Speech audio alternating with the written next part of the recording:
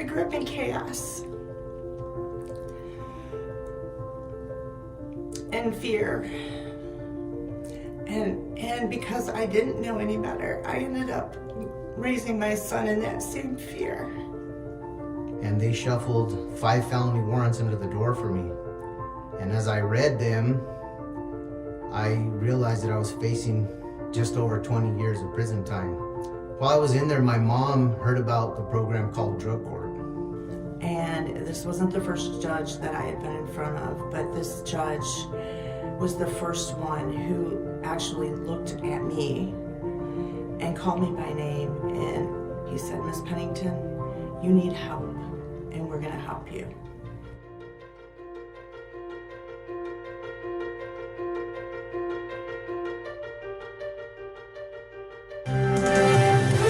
This is Dateline NBC. What you're about to see in Judge Goldstein's court could change courtrooms all over the country. 63-year-old Goldstein is a former prosecutor who believes the only way to beat drugs is to treat the addicts, not to punish them. I think what I'm making these people do not only is more productive, but is harder for them. I'm making them literally go out and do something and be responsible for what they've done. Putting them in jail doesn't do that. 28 years ago, at the height of the cocaine epidemic and the war on drugs, a group of justice and treatment professionals decided to take a stand. No longer would they accept a system that discarded people with substance use disorders. Instead of viewing addiction as a moral failing, they would view it as a disease. Instead of punishment, they would offer treatment. Instead of indifference, they would show compassion. They created Drug Court. They created the most successful justice innovation in American history. Success led to more innovation. Out of the drug court model came DWI courts, family treatment courts, juvenile drug courts, tribal healing to wellness courts, and veterans treatment courts. Today, America's 3,000 treatment courts refer more people to treatment than any other system. These courts have saved more than 1 million lives and hundreds of millions of tax dollars. They have reduced crime and recidivism, proving that we can both protect public safety and promote public health by holding people accountable and connecting them to evidence-based treatment. Right now, I'd be 16 and a half years into an 18-year sentence. When I didn't believe it, when I didn't want it, and I didn't care if I had it, they still freely gave it to me. Today, without drug court and them believing in me, it would have been a lonely 16 years in prison. I was meant for better. I was meant to do more than wear orange and sleep in a small cell for the rest of my life. By being immersed in the drug court continuum of care, my desire to stay sober got greater than my desire to use. Drug court has allowed me to change this generational curse that was on our family forever. The work that drug court is doing today is affecting generations ahead. Our work is not yet done. Together, we will put life-saving treatment within reach of our most vulnerable. We will ensure a justice system that shows fairness and humanity and uses methods based on evidence at every stage. Together, we will continue on our mission of advancing justice.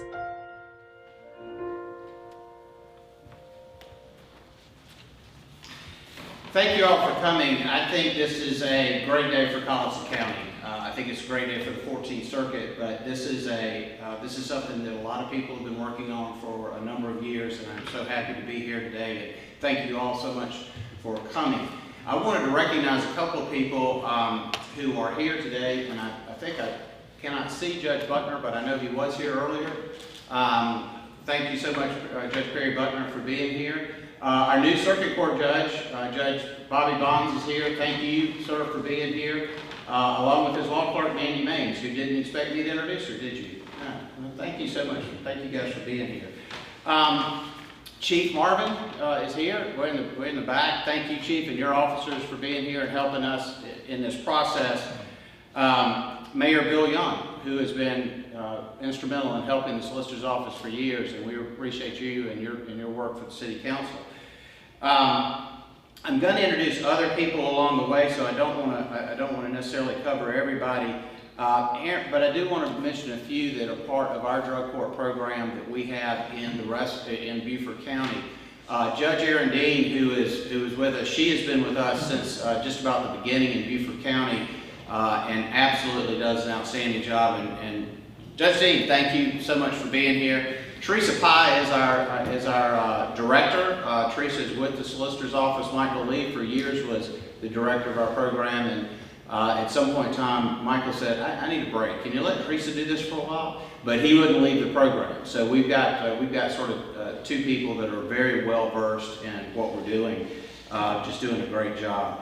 As you start developing these drug court programs, we do not call it drug court. We call it the Multidisciplinary Court. And the reason behind that is because we don't necessarily want to pigeonhole any particular person into any particular problem. So we cover a variety of issues, we cover a variety of people, and some of those people are veterans, and that's a huge part of what we do.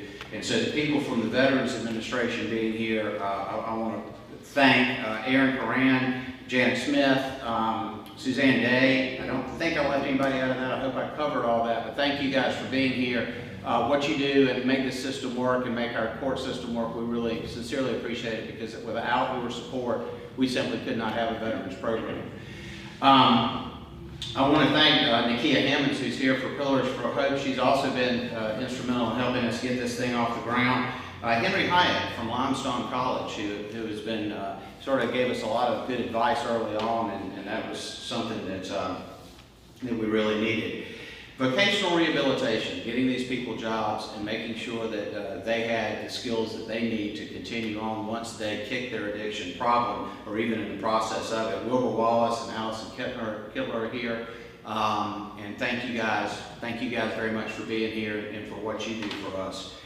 I am sure, I don't believe that I've left, I know that, I want to make sure that I cover everybody, I didn't leave anyone out, but I know I did.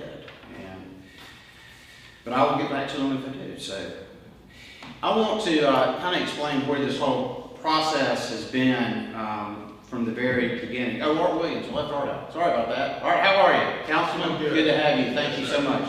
I've got a friend of mine that is the district attorney in Memphis, Tennessee.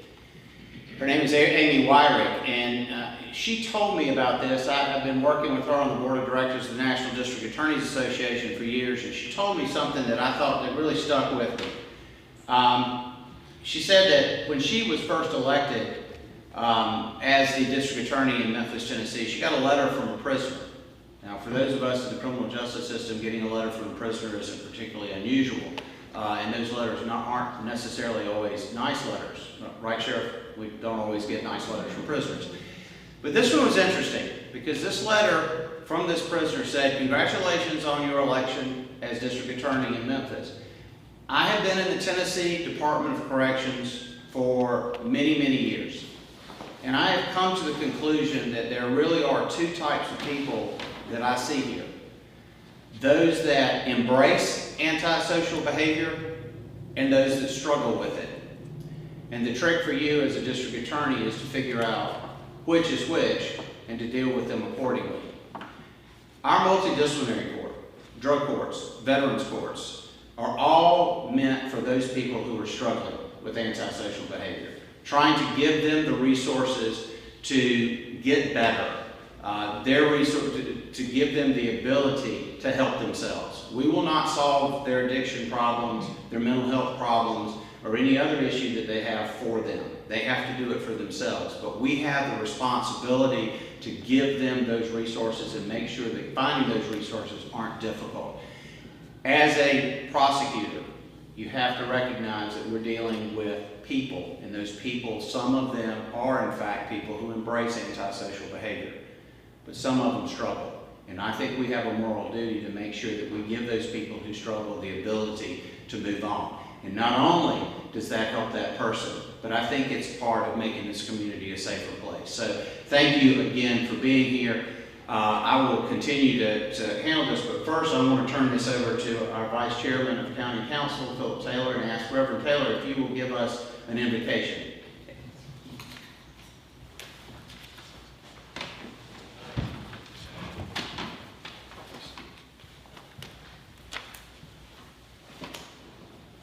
Good morning, let us pray. Most gracious, everlasting, true and wise God, holy is your name. Lord, today we want to thank you for the 14th Circuit Court, Lord, that is expanding this program in Colleton, enhancing programs in other communities. Lord, we just pray, Lord, just like you did for Solomon, that wisdom would be in the hearts and the minds of those who are serving in this opportunity, in this expansion. Lord, we want to thank you for our host, this court. Lord, thank you for everyone that's playing their part in this. You said David guided the people by the integrity of his heart and the skillfulness of his hands. You said honest scales and balanced scales are the Lord's, and the weights in the bag are his work. And so, Lord, as these your people that you have sanctioned, you said there is no authority that comes to man that does not come from God. So, Lord, as they carry out your work, we pray that your spirit would work in each one to do that work in the spirit and the letter of what has been designed. Man devises plan, but you direct our steps. So, Lord, we are grateful for that and everyone that is celebrating this expansion today. The families, the hope that this community will have, Lord, as people, Lord, who have faced antisocial behavior Lord, they can overcome the challenges working with professionals who use evidence-based programs and initiatives to make this work happen. We thank you for your grace in our life. Thank you for the leaders, Duffy Stone, Lord, our solicitor, and everyone that's doing their part. For our speaker today, our keynote speaker, may your grace be multiplied in this life. Touch the lips of everyone, that your grace would be expanded in our life and in our community. Colleton County is grateful. Your light shines a little brighter today. In Jesus' name, amen. Amen. Thank you. Thank you, Reverend. One of my favorite quotes is from Margaret Mead. It says, and what she said was, never forget or never doubt that a small group of thoughtful, committed citizens can change the world. Indeed, that's all that ever has. In 1989, that's exactly what happened. In the midst of the war on drugs, at a time in which the crack epidemic was sweeping this country, and the only answer that anybody had to that was incarcerate everybody, there was a small group of people in Miami-Dade, in Dade County, Miami. One of those people would soon be the Attorney General of the United States, Janet Reno. And this small group of people started the very first drug court program. And from that, everything else has developed. Today, as the film showed earlier, there are over 3,000 treatment courts covering everything from drug and alcohol addiction to those who suffer from mental health issues, for serving our country, for going off to lands and protecting our freedom and making those type of sacrifices and coming back with mental health issues that they didn't leave with. And we again owe them a debt of gratitude. We owe them the responsibility of providing them those services as well. Who I'm going to introduce now are a series of our small group of thoughtful, committed citizens, or at least some of them, and people who have made all of this possible and will be such an integral part of it. First person I want to introduce is the lady who owns this house, whose responsibility is to let us into this courtroom and to give us the resources that we need, which is, by the way, a crucial part of any type of drug court program, is having access to a formal courtroom setting and the resources that come with that. So I will at this time turn it over to our Clerk Report, the Honorable Becky Hill.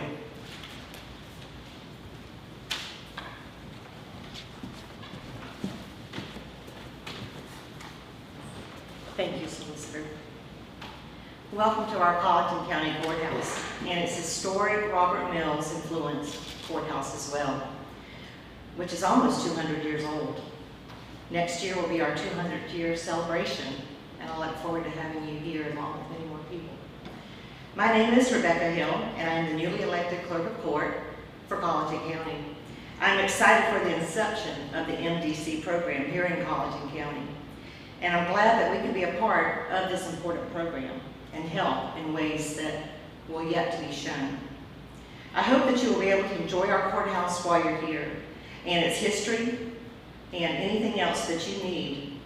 If you have any problems or questions, please feel free to come to me. I'll be glad to help you in any way that I can.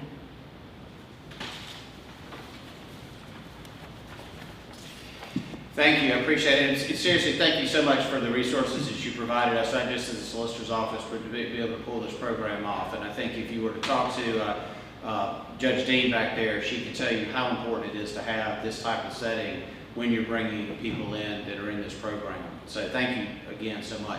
Another aspect of this which is crucial is law enforcement, and having law enforcement support, their advice, their input, and their involvement. And for that, I sincerely appreciate Chief Marvin, but I also appreciate Sheriff Hill, and I'd like to ask Sheriff Hill if he would to come join us up here.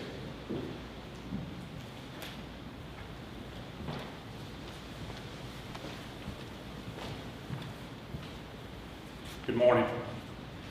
I'd like to thank the solicitor and his office for bringing this program to Colleton County, because it serves the same mission that the Sheriff's Office serves, and that is helping people. Participating in this program gives us a chance to provide nonviolent offenders with the resources they need to better their lives. It will also help the victims of crimes in our county receive the restitution that's owed to them.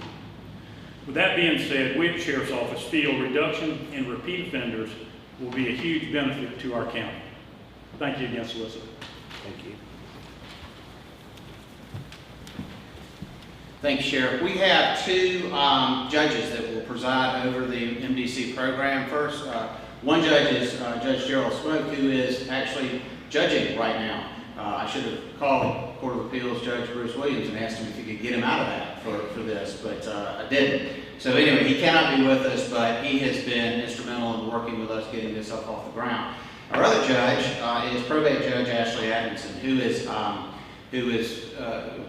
like I am in many ways, new to kind of starting the program up. The program we started in Beaufort sort of already started, so this is sort of a ground-up operation. But we sincerely appreciate her efforts in this as well, because this is it's crucial not only to have the formal setting, but also to have a judge who will put in an awful lot of time on this. Because what I found very interesting about the drug court programs from the very beginning is the judges know who these people are, and they don't just know them as offenders. They know their names, they know their backgrounds, and it's because they spend so much time with our staff, getting to know what they've done and how they've progressed, but also with the participants themselves, who go for at least for the first third of the program every week to court to be held accountable and to talk about their challenges. So let me at this point turn it over to Probate Judge and Associate Multidisciplinary Court Judge Ashley Adamson.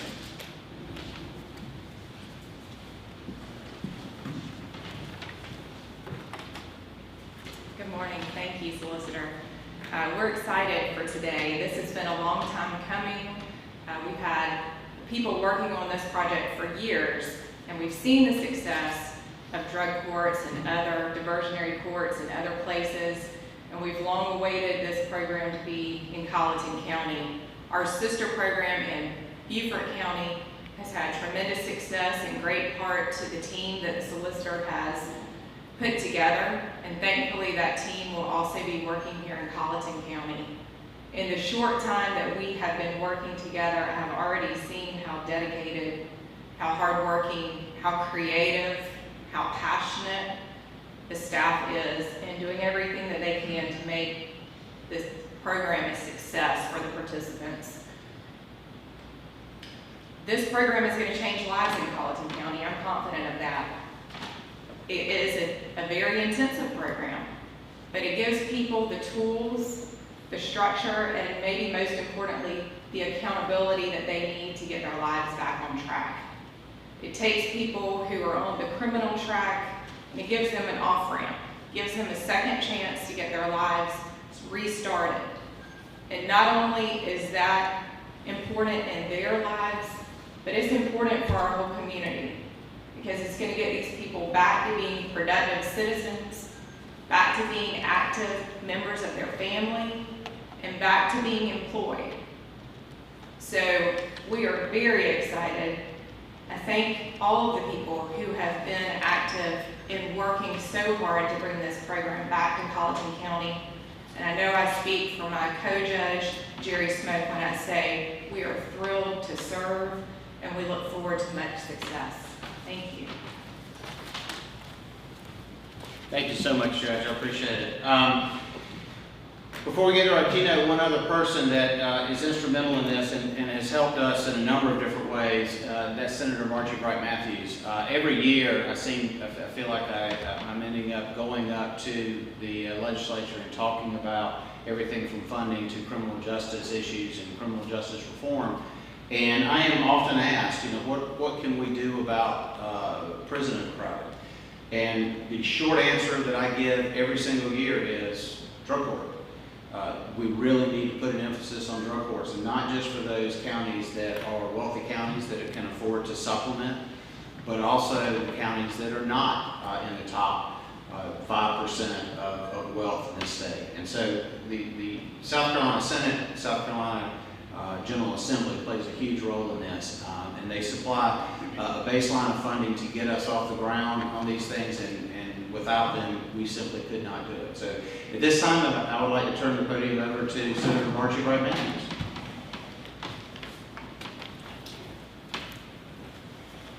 Thank you, Solicitor Stone. I'm sure you don't remember it, but back before I was elected here as senator, I think Judge Buckner held a seminar of sorts one Friday here in the courthouse, and you and I talked over there about Colleton County really needing a drug court. And I think that was probably about 8 or 9 years ago. And you talked about what was going on in Beaufort, and I said that Colleton County really needed it because it really concerned me. As most of you know, I am also a criminal defense attorney after 32 years, and I've probably had every type of crime to come in front of my desk that you can imagine, and many people would ask, how can you do that? Because it's just like an onion. You have to pull back the layers to figure out what is going on with a person. And what gives me the most pleasure in my practice as a criminal defense attorney in personal injury, but is trying to solve the problem. It pains me that over the years, one of the most salient stories that I can remember is of a gentleman who had committed a very heinous crime. And when I interviewed his family and started looking at the evidence, it wasn't probably until, I think,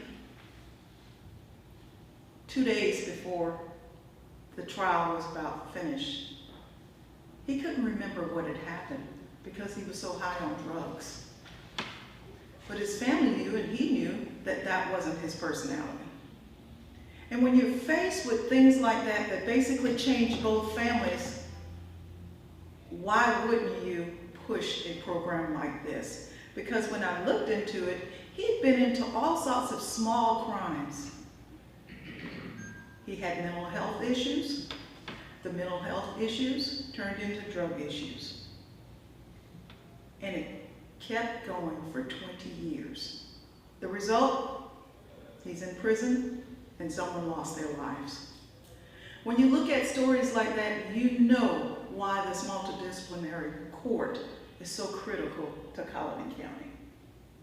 It's critical because it can stop things earlier. It doesn't help to put people in jail because, as someone said earlier, that causes problems. They can't get along. They don't get their medication the way they should. We have overcrowding, but more importantly, we have problems in prison.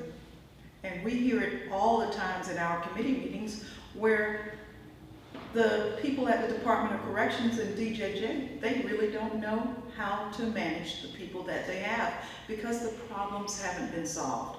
So I want to thank you, Solicitor Stone, for trying to help us peel this onion.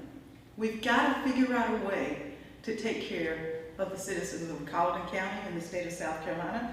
And in that regard, I'm there for you in the Senate to do what we need to do to make sure that we have the funds and the resources to take care of South Carolina. Thank you. Thank you, Senator. I know we're in the courtroom and we've actually had a minister maybe feel a little bit like I was in the church, but everyone who just got through speaking, thank you.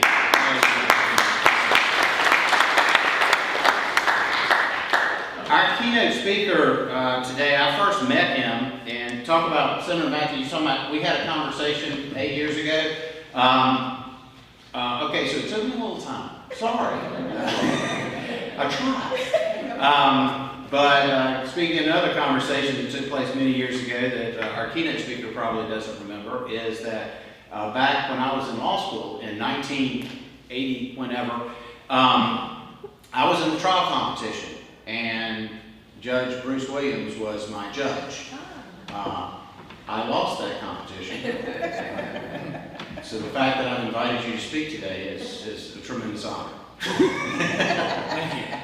We then spent a lot of time in Columbia together as I became a young lawyer, and Judge Williams was a lawyer at the time, and then eventually became first step being a family court judge. And during that time, we spent a lot of time playing basketball at the Greek gym in Columbia with Lilo Dennis and a number of our other good friends. And it was really amazing because Judge Williams got so much better at basketball right after he became a family court judge. It was the most amazing thing. He wasn't that good when he was a lawyer, but every time he threw up the ball after he became a judge, the whole gym was going, "Oh, that's a good shot, Judge." So I don't know how he did that, but I just suggest that if you want to become a really great athlete, be a judge. What's most important about Judge Williams, and the reason that I invited him here today, is because he was one of the very first drug court judges. He was on the front line when they started creating drug courts in South Carolina with both an adult and a juvenile program. This has been something that is near and dear to his heart for years. I have spoken to him over the years about our Beaufort drug court program and how we could expand it through the state. I've testified with him in front of the General Assembly about various issues concerning drug courts and how we can expand those. And as of today, I think he is still serving his second year as the president of the National Drug Court Professionals, which is a tremendous honor, and it gives you some indication of not only how much it means to him, but how well respected he is throughout the country. And so I am honored that he has come here today and to speak with us and kind of get us off the ground. So let me introduce to you my friend, South Carolina Court of Appeals Judge Bruce Williams.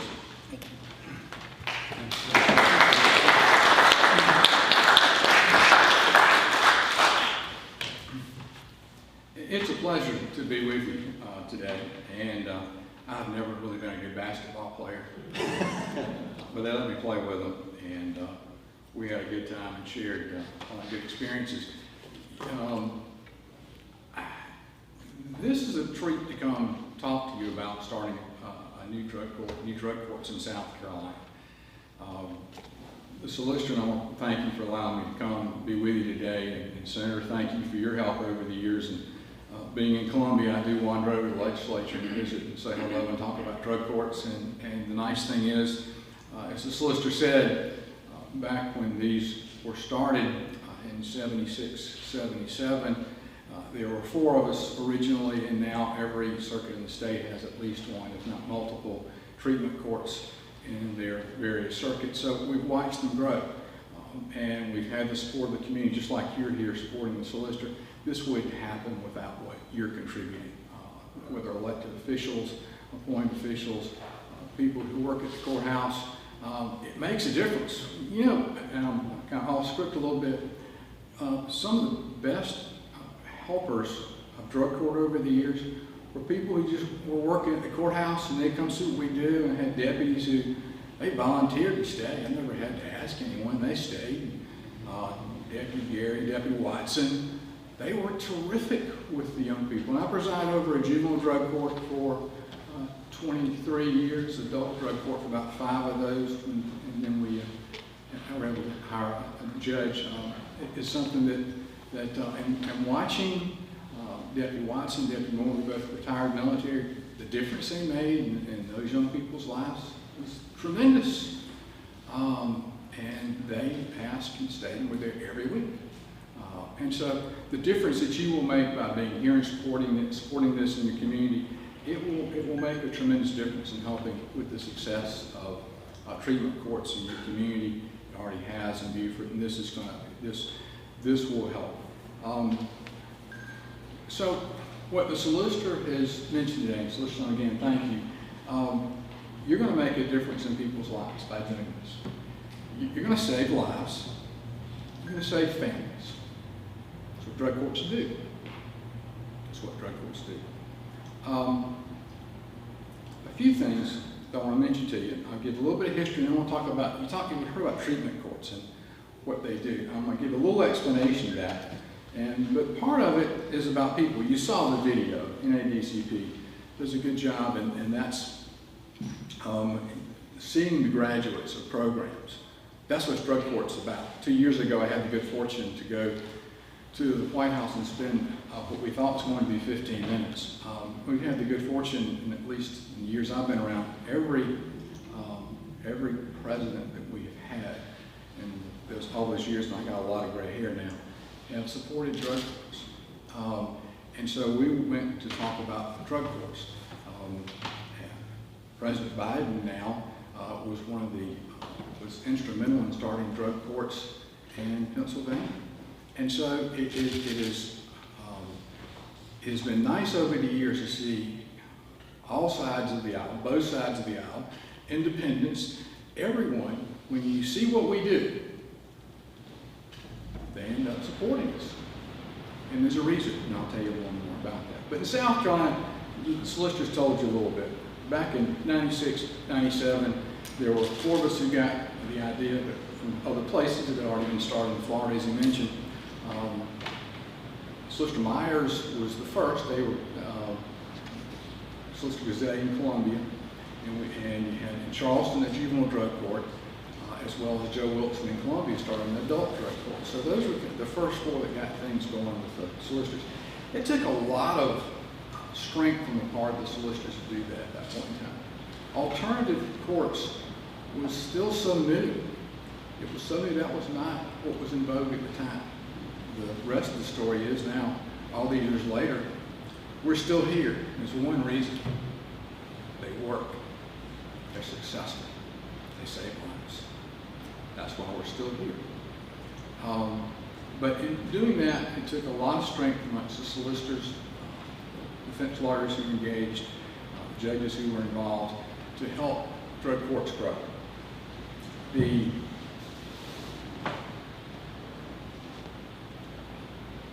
changes that have occurred because of that is really personal to those who graduate. So you have to see that. So that part of it I'll talk about as well. But right now, I'll start with this. You know, we're gathered in this unique moment in time because we've got a couple of things that we're dealing with. We're dealing with this pandemic, and then we're dealing with this addiction epidemic. We see every night on the news the number of folks who have died as a result of COVID. What you don't see is that last year, 90,000 people died of opioid overdoses. That's a tragedy. It's an immeasurable tragedy that we continue to lose lives due to overdose. What it says is that because that's occurring, it affirms what you all are doing here today. And I'm one of those because I was involved in juvenile courts. I believe it does start young. If we can work with young people and meet some needs early on, then we don't have to deal with them as adults and trying to resolve those problems. It gets more and more complicated the older they get. And I'll talk about a few of the graduates. When we went to the White House a couple of years ago, I was talking to the U.S. Surgeon General was there, and he has a family member. That was his interest. He wasn't scheduled to be there, but he was there because, as he said, his brother lived 10 miles from there. And we looked puzzled at him, and all of a sudden he said, well, he's in prison because of drugs. He wanted him to participate in the drug court, but apparently the charges were so severe and of the nature that did not allow him to participate in the drug court. But what you learned is it just impacts everyone. It just impacts everyone. What we also learned, there are lots of people who are wanting to help us and watch this continue to grow. What you're going to do in the program you're about to start is to change lives and save lives. That's what drug courts do. And I'll talk about a little bit about what drug courts are and treatment courts, multidisciplinary courts. You hear that, but how many of you, and some of you have, that you really sat and watched a treatment court? How many of you have done it? Some of you have. So what goes on? What goes into a treatment court? Well, and there are all kinds of treatment courts. What you've heard about is an adult drug court, a juvenile drug court. Well, now there are DUI courts. There are family treatment courts, veterans courts, tribal courts, mental health courts for juveniles and adults. Why do we have all of those? They work. These courts, and this alternative, is probably the most studied programs in the history of the court system. People who like drug courts have studied this, like treatment courts, they've studied this to the nth degree. People who have not been fans of treatment courts have studied this. End result, both sides, conclusion, they work. So that lets us walk in the door and have a discussion about it. Because even the folks who have doubts, and they look at the research, they work. And that helps us as we continue to grow, and that's why we're still here. You do them for different reasons. One, impact, it saves money, because it's a lot less expensive to treat people at home in the community than put them in prisons. That's one. Two, reduces crime. Let's see, twice as likely to succeed versus incarceration or regular probation. At least twice as likely to succeed. Costs less, reduces crime, and what I started with, it saves lives.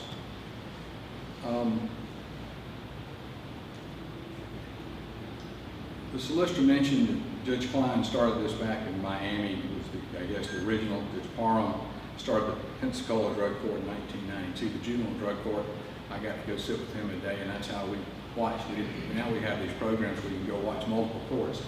What we did in Columbia was we took the group who were going to work, went down and sat and got 2 days with Judge Parham's court and everyone who worked there, and came back and put it together. And now, the nice thing is, NADCPs continue to grow, and we can provide all sorts of information to help people do this.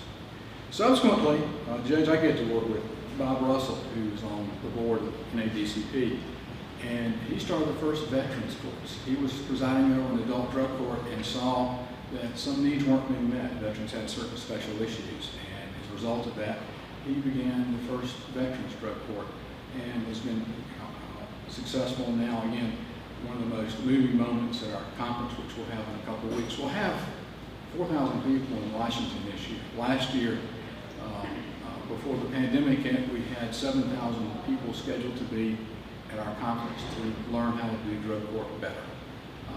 This year, back on the East Coast and with COVID, we'll have 4,000 people there next week to train to participate in drug courts.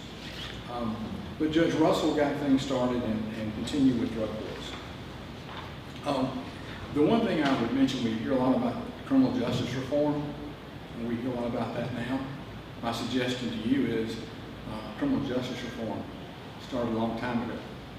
It started with this. And this was the beginning of criminal justice reform in our systems. We know that in prisons, and that was mentioned earlier by the senator, what we've learned is that folks in prison, 80%, again, through the studies, not in have had drug issues. Half of them are clinically addicted, based on the statistics that we have. 69% of drug abusers who go to prison, 69 to 90% of drug abusers who go to prison reoffend. 60 to 80% of those who go to treatment will reoffend if, and this is where it makes a difference that Adamson, that you're involved, and others involved, 60 to 80% of those who go to treatment will reoffend unless they're supervised by a judge. Something about the road we've learned from the studies makes a difference. The judge taking time and talking, and as the solicitor mentioned, knowing the parties, knowing the people that are in front of you, and knowing their families, and putting all that together, it reverses this outcome to success.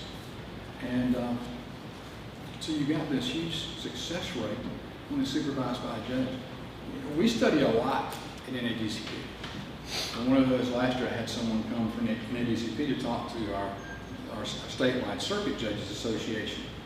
And one of the things that we've learned over the years, and it's been studied a good bit now, is that if a judge would spend 3 minutes talking to someone that they're sentencing, their likelihood of success is somewhere 80% higher. Some outrageous is a huge number. It is multiple times more likely that the person will succeed just with 3 minutes. 3 minutes of talking to them, whether it's going to be incarceration, whether it's probation, the judge has spent 3 minutes. And then for every minute that you increase that time, the percentage of success increases.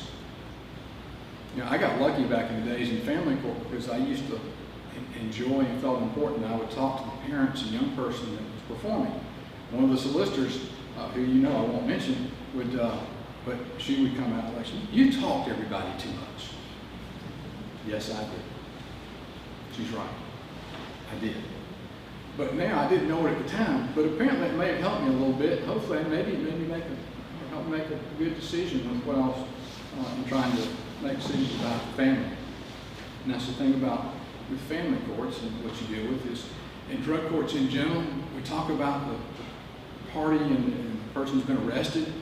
But think about treatment courts, you're treating the whole family. That's again, that power of the road, is that if you do it right, you're able to engage the community, just like all of you are here. And there's a lot of people who aren't here, but at some point, I imagine your judges and the solicitor and your local representatives will reach out and start looking for help in the community, because it really is that putting all that together to help someone succeed is having that. And that's where the fact that the judge talked for 3 minutes and the studies now show how much of a difference that makes. So taking that information, using that in making decisions, getting the community engaged, and for me over the years, having the churches involved, I had mentors from the churches over the years in my juvenile drug court, just made a huge difference. And so that's part of what it is. Treatment courts. Again, a couple of you have seen them. You haven't. Well, it ends up, the person, at least in the treatment courts I've been involved in, you go to counseling 2 or 3 times a week. You got a pretty busy schedule because you got to go to court every week. And then you're in counseling. We want you to be working if you're adults. If you're not, then you should be in school if you're a young person. So we're going to drug test anywhere from 2 to 7 times a week. It's one of those things the judge can do. Some looked and said 7. Now, on occasion, I would get suspicious about someone, and for some reason they would not test positive, but so no problem. Drug court, we'll test them every day. Does that mean they have to come to the courthouse? No, we go to them. Again, that's one thing, I just point this out to you. Drug court is so unique, that's why it works. We can do things that's a little outside of the norm, and you get creative. So, yeah, sometimes they would come in and come to testing, and they have the regular counseling, but it's going to be, we're going to show up on the door. We're going to go to the school, take them out class, they go in, we're going to have them drug tested. And it ends up, usually your instincts are right after a while because you're around them enough and know something's not quite right. So Lots of drug testing is involved. So if you wonder what happens in drug court, so you're going to counsel. Who's counseling? It's not the lawyers and the judges, it's the experts. It's the treatment folks. People know what they're doing. That's who is in there helping them. So look at the judge, small role. We play a role, but it is the treatment counselors and people that work with them every day who make a difference. Their fellow participants make a huge difference. We end up seeing them regularly. They don't know when you come in necessarily. I mean, it sounds like a nice way to say it, but we do go visit at home. We do go visit at school when we're talking about juveniles. You know, on the one hand, you say, gosh, that's, you know, some may think that's obtrusive, but you know, most people in drug court, treatment courts, no one's paid attention to them most of their lives. I think a lot of them like the attention. They want to know you care. That's what treatment courts show. So you're going to counseling, you're going to court once a week and checking in, and hopefully when you go to court, that's a whole unique thing. Like you applaud and we came up. We do a lot of applause in drug court. We do a lot of applause in drug court. It is mostly about reinforcing with the positive versus using the negative. It is there, and we get criticized for that some. There are some who would think who would position would be that using something negative, even detention, is not the best thing. I don't know that it's the best thing, but it is an alternative available to the court when necessary. But what you ultimately use, and what you use most of the time, is just like you with your own children. It's positive. Saying that even when I have me say something negative about them, and I did the same with the adults. I presided over the adult drug court for 5 years. You know, just kind of, all you all like people to say nice things about you. Well, most of these people have, no one's done that. So that's what goes on in the courtroom with the counselors and the staff at the court. So that's part of coming to court. It could be a negative, and even if it's a negative, it's going to be, you know, I'm gonna look and say, you know, Duffy, you tested positive, but you did all these things wrong. Now I may have to detain you tonight, but I'll see you next week. And next week turns into 6 months, it turns into 9 months or a year, 12 months, or 15. And different drug courts have different time frames. 9 to 15 months is what we tried to do at times. And some would be a little longer, and sometimes I would get folks upset, well, gosh, it's been 2 years. I'm saying, yes, but you know, maybe something happened along the way. The nice thing is that maybe a baby was born without drugs in their system because the person was in drug court a little bit longer. Maybe their success was a little bit greater because we spent a little more time with them. It may be that they finished in 6 months, but it's whatever is needed. That's what's so nice about it. There's no absolute rule. It's whatever is needed. You do what's best. You do what's right and what's needed for that particular person. So the other thing that works and helps in the court is peers. The peers. Everybody, the other participants are in there. Big issues, family support, schools. You know, how many, think about this, there's always the teachers. The teachers liked when you called to check. Now they're busy, but once they figured out we really did care, and while we were making these inquiries about grades and what the student wasn't doing at school, they were really okay with it and got engaged with us and wanted to help. And then the nice thing is they might start calling us before we call them. So it really is a community effort. And so you see, I've kind of touched everyone. We looked at juveniles, everyone in the family structure, the school structure. The ultimate thing here is ending up hopefully improving, with the juveniles especially, education, the relationship with the family, and then maintaining sobriety, ultimately. And doing that is treating the whole person. It's not just one part. It really is treating the whole person. Drug courts or treatment courts, it's a sense of individualized justice. It's not saying one thing works with every person. It is individualized justice. You're looking at that particular person. You're balancing the consideration of their family, but then you're balancing other things too. because we're still in the court. We're balancing the victim, the crime, and the community, and trying to make the right decisions. And so that's the balancing act that treatment courts deal with, and trying to find success and serving the community with what it does. Part of what these courts do as well is that at some point participants do acknowledge and do, I think, realize that because of the conduct, that's hurt their community. And you've got the community wanting to help. But there needs to be a sense of duty and responsibility to the community. And that's part of the drug court, that idea about drug court, is that a person, we all have a responsibility in our community, whether it's me, them, that's just part of what we hope that a young person will come away from the program learns as well. The other thing is, you've heard it, is about repairing and building. You're repairing and building relationships with mom, dads, husbands, wives, children, brothers, sisters, co-workers, friends, and your guide. That's what drug court's about as well. You want to say how they do all those things? Well, you get clean, and then you end up with people adjusting the way they think and their attitude and their character, and they get stronger and they get smarter. And life doesn't become about having a fix or getting high. There are other things. And sometimes you're just reminding them that maybe they forgot. To do the things I've talked about, what we've learned in all this, does prison accomplish that? Does probation accomplish it?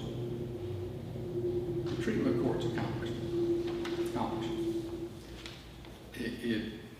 The nice thing is the studies show that treatment courts, the things you're here supporting and that you'll be working in, that's what the studies show. It helps resolve those issues. Again, depends on which perspective. The most expensive of those is prison. The most successful and the least expensive are treatment courts. So we've integrated the justice system, treatment. It's not adversarial. You identify the problem early, access to all kinds of caring, lots of monitoring, ongoing judicial interaction. There are goals, measuring tools, and you partner with lots of different folks to get all this done. When I say partner, that phrase I don't really like, but at the same time I look at all the agencies that I've worked with over the years and what they help us do. But then I look in the community, especially with the churches, and reaching out to them over the years, and their help. And so it is a community effort if it's done the way I think many drug courts across the country who are successful, is learning that is a community-involved program. And being in a smaller community, it is, you all know each other. It's one thing going to Columbia, it's another thing coming here and all of you know each other so well. And I want to encourage you to do that. You all probably know someone who has a problem. When we went to the White House and we were talking briefly, and there are some other videos in ADCP has, and I'm going to talk to you just a little bit about drug courts. I've given you the description if you didn't know about one, but drug court ultimately is about people. And I'll tell you a few stories about people, then I'll stop. But I do want to tell you about a few. You saw a couple on the stand. One I'll mention was Robert. Roberts was a successful military officer. He came home, got in trouble because of addiction, was homeless, arrested, facing decades in prison, got involved in the Washington, D.C. drug court. Then he got involved with drug court, dealt with his addiction, now he works in the neighborhoods and went to school and now helps treat those drug issues in D.C. A couple of years ago, NADCP partnered with Sesame Street to come to one of our conferences. We usually will have one of the Sesame Street characters there. And you kind of say, what are drug courts doing in Sesame Street? Well, I said to you, we like to start young. So we have partnered with Sesame Street, and they present and have put together videos that young people will see that will help them understand and maybe avoid some of these problems down the road. But Robert is someone who went through drug court. He was honored by Sesame Street for his work in the community, subsequent to his graduation from drug court, and all the things he's done. One of my favorites is Chelsea. She's from West Virginia. And I don't think she was in that particular video. It's a small world. The police chief in Columbia came from West Virginia. We were talking about this prior to a presentation one day, and he said, there was this young woman who was just really, I heard was tremendous, that she almost died from opioid overdose. Truly, she did. Narcan brought her back.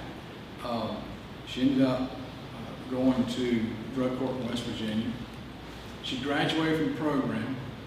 She ended up going to West Virginia University for an undergraduate degree, her graduate degree, went back, and the judge who was in charge of the court when she was there hired her, and now she's the case manager for the drug court that she graduated from. And Chelsea's one of the greatest stories when you listen to her tell how close she was to death and the horrific life that she lived. To watch her turn around, the judge and the court that worked with her in West Virginia, and to see the rest of the story. The rest of the story is 2 degrees and managing the drug court for the judge and the court she graduated from. That's what drug court can do. Another person that we went to the White House with is a U.S. Marine veteran. He's from Philadelphia. He served in Iraq, came back with PTSD, and ultimately developed opioid addiction. Pretty much destroyed his life. I'd say pretty much, because it didn't quite. He got involved in drug court and veterans court. He ended up graduating from the program, getting a degree, and now he's a veteran mentor for other veterans who've come back with other problems, unique problems to the military. And to listen again to him, his experiences, and again, to watch what he does now, the difference he makes day in and day out. Another I'll mention, Abby, she'll be serving on our drug court board this year. She's the newest member to the NADCP board. She got started with drugs at a really young age. She was a member of the National Honor Society. Was able to maintain that while she's still having some problems with drugs. Ultimately, she got in some trouble for trafficking prescription opioids. She ended up going to a drug court. She got engaged in treatment. Ended up, as a result of the drug court, it saved her family. She, her husband, and her son, they're all doing well. Her family's doing well. She has been successful. She's now a licensed addiction counselor, and this year she will begin serving on our board. And I think for us, not sure why, but it'll be the first time we've had a drug court graduate serve on our board. And so looking forward to Abby being there. A few other things, and I'll end. For me, I can say, you know, I presided over a juvenile drug court for 24 years. We're in, I guess a couple of years ago I came home and my wife said, well, you're a foul mood. And she was right.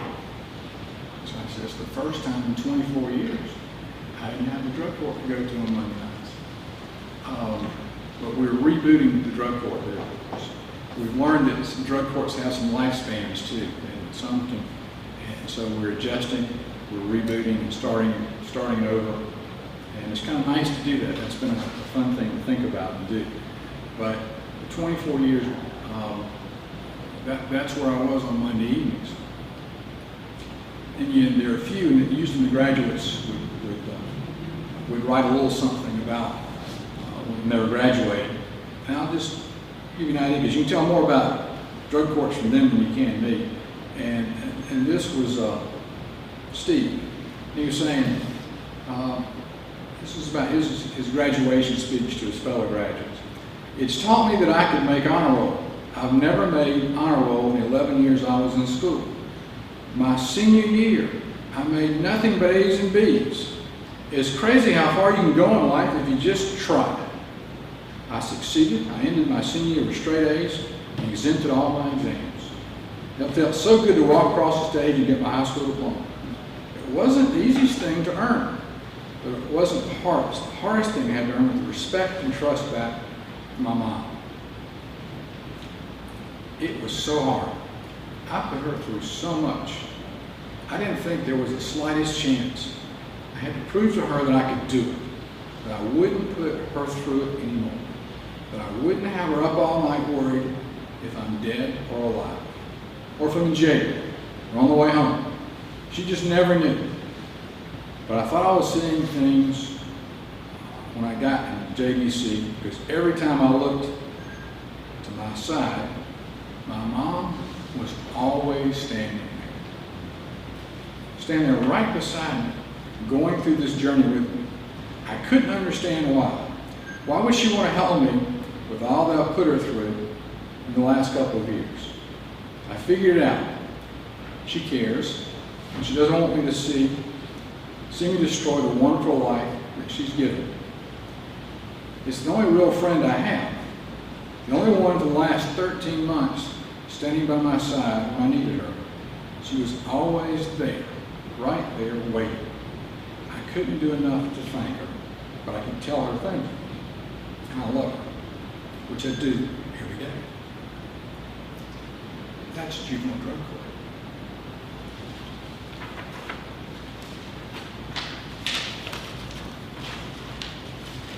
The last couple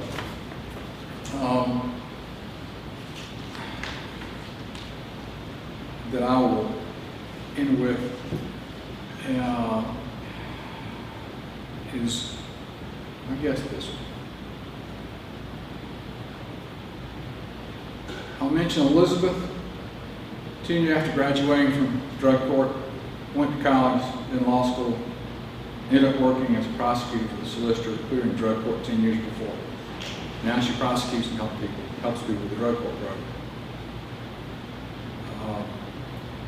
We do something in the national conference every year. At the beginning of the conference, we have families who come out and share their story. And this is someone named Nicholas who shared his story. And he says, you heard Nicholas or someone like him, about 11 years old, he thinks drug courts are great. He thinks drug courts are great. Why? He's back living with his mom and not being taken away from her to foster homes, not seeing her taken away, arrested, not worried that drugs will kill her, not seeing drinking, drug use, and violence. Mom remembers to pick him up now, support him in his life. She loves him, and she is proud, and he is proud of his mom. So that, we talk about looking through the eyes of the child, the fact his mother remembers to pick him up from school.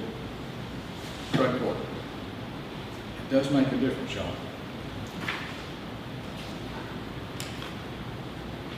The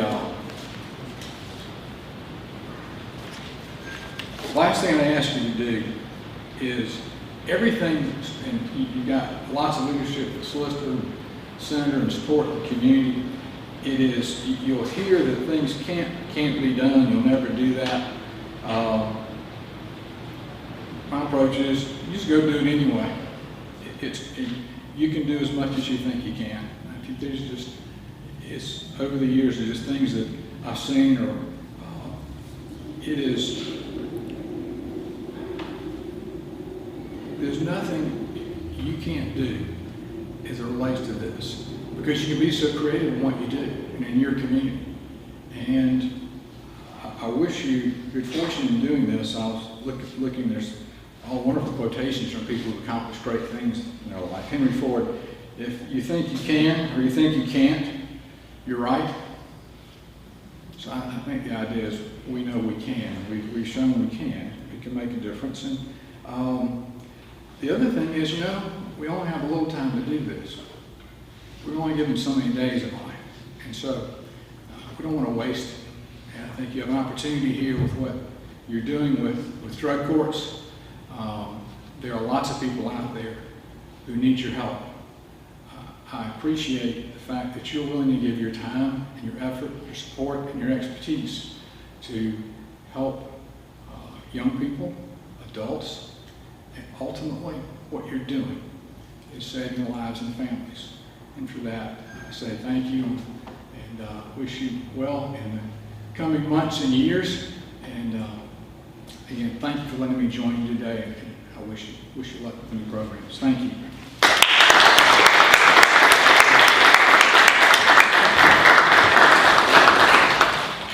Judge, thank you. You honor us with your presence, and thank you for sharing that with us.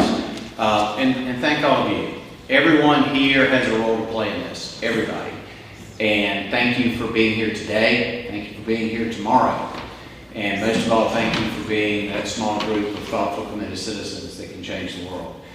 Sincerely, again, I wish all of us the best. Judge, thank you so much for coming and making the trip from Columbia to be here, and all of our speakers and all of our participants. Thank you very much. Have a good day.